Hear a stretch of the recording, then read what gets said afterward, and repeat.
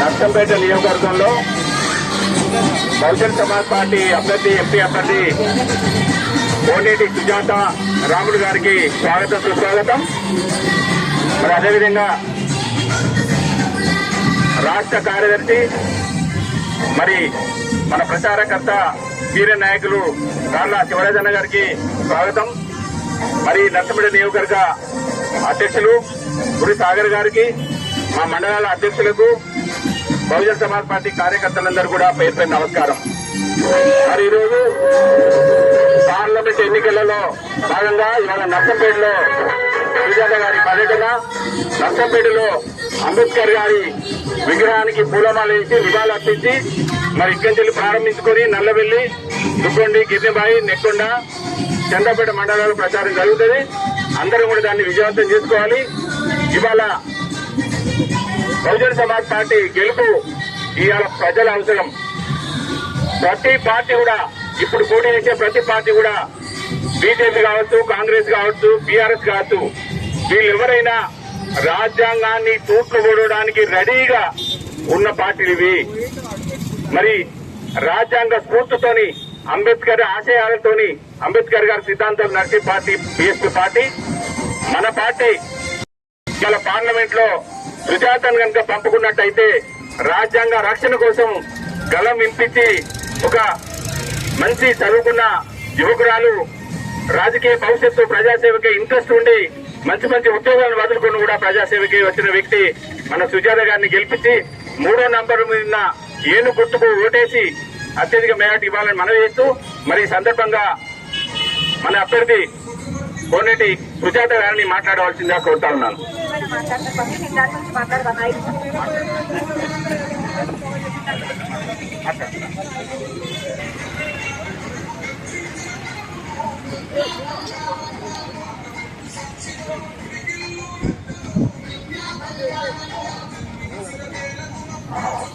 ముందుగా నర్సంపేట పట్టణ ప్రజలకు మరియు ఇతర గ్రామాల ప్రజలకు ప్రత్యేకమైన జయభీములు.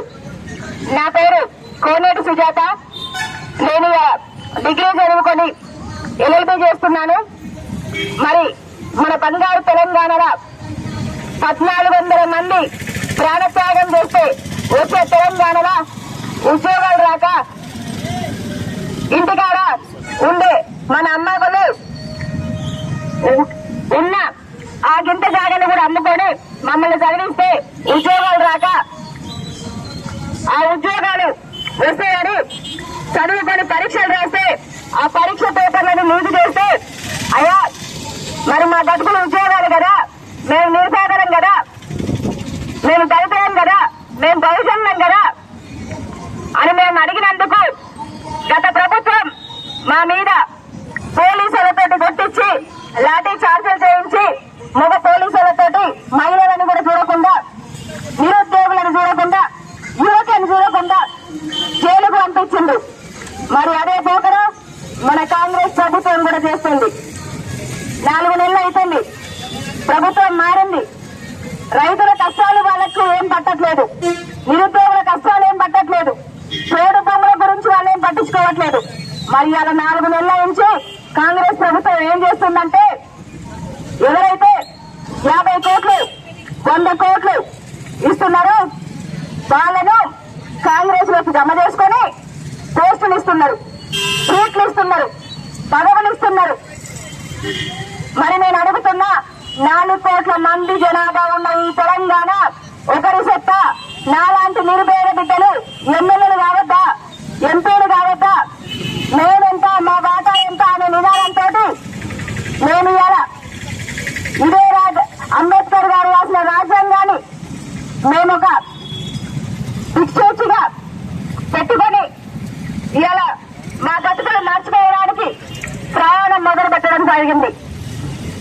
మరి 98% ఉన్న మనం వాళ్ళ కింద ఊడిగం చేస్తుంటే, వాళ్ళ డ్రైవర్లుగా, వాళ్ళ ఇళ్లలో వంట మనుషులుగా, వాళ్ళ చార్టెడ్ అకౌంటెంట్లుగా, వాళ్ళ కాడ నర్సులుగా, వాళ్ళ కాడ జీతం చేస్తుంటే 2% ఉన్నోళ్ళు మాత్రం మన మీద ఎక్కి తాండవం చేసుకుంటా అధికారం అనుభవిస్తారు. అయా పాలకులారా, నేను ఒకటే అడుగుతున్నా, ఆనాడు అంబేద్కర్ గారు తన కుటుంబాన్ని సైతం త్యాగం చేసి, తన జీవితాన్ని సైతం త్యాగం చేసి ఎవరైతే ఎస్సీలు, బీసీలు, మత మైనారిటీలు, అగ్రవర్ణాల పేదలు ఎవరైతే వెనుకబడి ఉన్నారో ఆర్థికంగా కానివ్వండి, విద్యాపరంగా కానివ్వండి, ఆరోగ్యం పరంగా కానివ్వండి, వాళ్ళు కూడా అన్ని రంగాల్లో ముందుండాలి అని చెప్పి అంబేద్కర్ గారు ఆనాడే ఆలోచించి వీళ్ళు ఇట్లా వేస్తారని ఆనాడే ఎరిగి రాజ్యాంగం రాయడం జరిగింది. మరి ఆ రాజ్యాంగం ఉంది కాబట్టి ఇవాళ ఒక గిరిజన బిడ్డ ఈ కోనేటి సుజాత, ఆ రాజ్యాంగం ఉంది కాబట్టి ఈ నిరుద్యోగైన ఈ కోనేటి సుజాత, ఆ రాజ్యాంగం ఉంది కాబట్టి ఒక పేద బిడ్డ ఇవాళ ఎంపీగా పోటీ చేస్తుందని నేను చాలా గర్వంగా చెప్తున్నా. అయ్యా పాలకులారా, ప్రభుత్వాలు వస్తున్నాయి, నాయకులు వస్తుండ్రు పోతుండ్రు. 75 సంవత్సరాలు దాటింది స్వతంత్రం వచ్చి, మా బతుకులైతే ఏం మారుతలేవు. మీ ఆశలు మారుతున్నాయి. చిన్న కార్లు మారుతారు, పెద్ద కార్లు మారుతారు, చిన్న బిల్డింగులు ఉంటారు, పెద్ద పెద్ద బిల్డింగులు ఉంటారు. మరి మా బతుకులు ఎందుకు మారుతలేవని నేను అడుగుతున్నా. ఇదే మన మైబాద్ చూసినట్టయితే లాస్ట్ ఒకే కమ్యూనిటీకి చెందిన ముగ్గురికి అవకాశం ఇచ్చడం, బలరాం నాయక్ గారికి, సీతారాం నాయక్ గారికి, కవిత గారికి. మరి అలా అధికారంలోకి రాకముందు వాళ్ళ ఆస్తులు ఎన్నుండే, ఇవాళ అధికారంలోకి వచ్చినాక వాళ్ళ ఆస్తులు ఎన్నైనాయి. నేను అడుగుతున్న ఒకటే మాట, ఒక జాతి బిడ్డలకు 3 సార్లు అవకాశం ఇచ్చినాం. ఒకరికి కాకుంటే ఒకరికన్నా మన బంజారా ముక్కు ఫ్యాక్టరీ గురించి పార్లమెంట్ లో మాట్లాడుతందుకు ఒక్క నిమిషం సమయం దొరకలేదా ఈ 15 ఏళ్లలో? నేను అడుగుతున్నా తెలంగాణలో ఉండే 36 లక్షల మంది తగాబడ్డ నిరుద్యోగులు ఇవాళ రోడ్లెక్కి పోరాటాలు చేస్తున్నారు, ఉద్యమాలు చేస్తున్నారు. వాళ్ళు చదువుకున్న చదువులకు సరైన ఉద్యోగ అవకాశాలు లేక చిన్న చిన్న జాబులు చేస్తున్నారు. వాళ్ళు చదువుకున్న చదువులకు సరైన గుర్తింపు లేక కొంతమంది మానసికాలకు గురై ఆత్మహత్యలు చేసుకుంటున్నారు. మరి ఈ రేవంత్ రెడ్డి గారికి ఇది పట్టట్లేదా అని నేను అడుగుతున్నా. అయ్యా రెడ్డి, నువ్వు రెడ్డి అయితే కావచ్చు కానీ మరి పేద రెడ్లు కూడా ఉన్నారు కదయ్యా, మరి ఆ పేద రెడ్లకు ఎందుకు అవకాశం ఇస్తలేవని నేను అడుగుతున్నా. మీరు ఒక విషయం ఆలోచన చేయాలి. మన మైబాద్ పట్టణ ప్రజలందరూ కూడా 14,28,000 మంది ఉన్న మనల్ని ఇవాళ మినిస్టర్లు, మంత్రులు, ముఖ్యమంత్రి, ఎమ్మెల్యేలు ఎన్ని ఏళ్ల నుంచి మోసం చేస్తారో ఈ 14,28,000 మంది ఒక్కసారి ఆలోచన చేయాలి. వాళ్ళు చెప్పిన ప్రతిసారి మనం నమ్ముతున్నాం, వాళ్ళు మాయమాటలు చెప్పిన ప్రతిసారి మనం నమ్మి ఓటేసి మోసపోతున్నాం.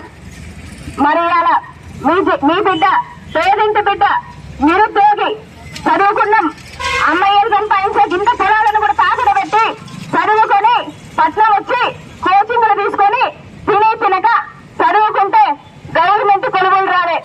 కొలువులు వస్తాయని ఇంటికాడ అమ్మాయి చూస్తారు, కొలువులు వస్తే మా అమ్మాయి బతుకులు మారుతాయి, మా బతుకులు మారుతాయని ఒక ఆడబిడ్డ, 29 సంవత్సరాలు ఉన్న ఆడబిడ్డ ఇంకా పెళ్లి చేసుకోకుండా తెలంగాణ మారింది, మన బతుకులు వస్తాయి, ప్రభుత్వం మారింది, మన బతుకులు వస్తాయి, మన తెలంగాణ మనకు వచ్చింది, ఉద్యోగాలు వస్తాయి, మన బతుకులు మారుతాయని గత 10 ఏళ్ల నుంచి పోరాటం చేస్తే వచ్చింది ఏమీ లేదు.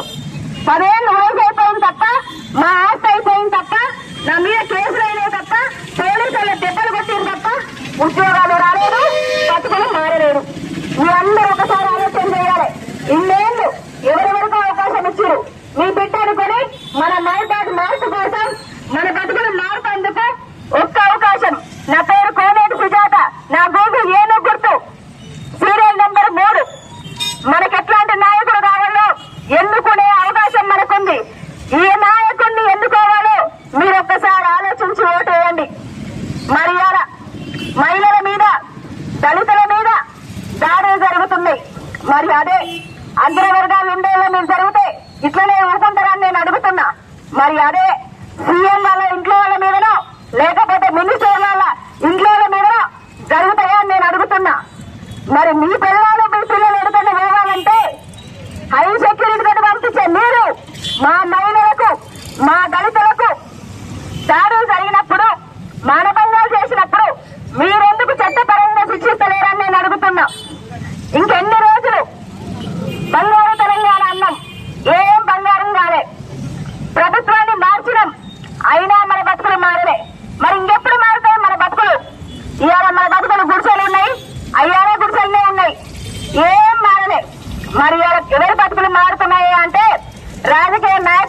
మారుతున్నాయి.